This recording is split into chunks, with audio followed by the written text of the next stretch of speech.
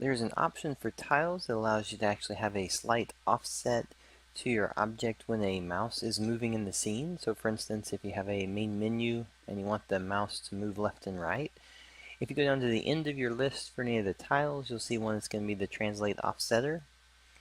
The options for this is just basically to say enable it, and then you say how much, based on the mouse movement, how much do you want the object to move left, right, up, down. And then you can also choose that if you just want to add it for gameplay, you can actually say you want it to move the image and the collider, which would then become an element for gameplay for the player. You can move the mouse up or down to move blocks for the player to navigate through.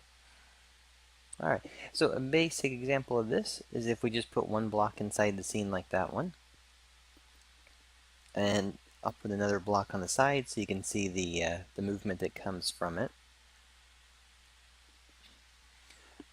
So this one, it works primarily with your mouse. So now when my mouse moves left and right, I'm going to have that offset, that distance being moved around inside the scene.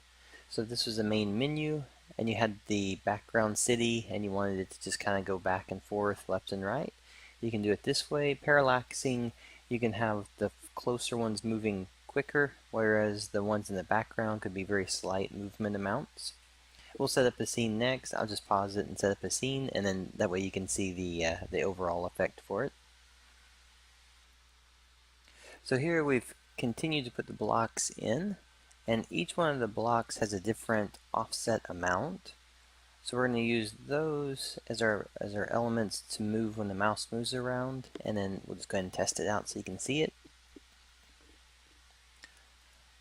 Alright, so now when my mouse moves around, I'm going to have that offset happening.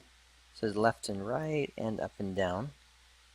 And that's all going to be just based on the user. So wherever the user is moving their mouse, you're going to get that motion.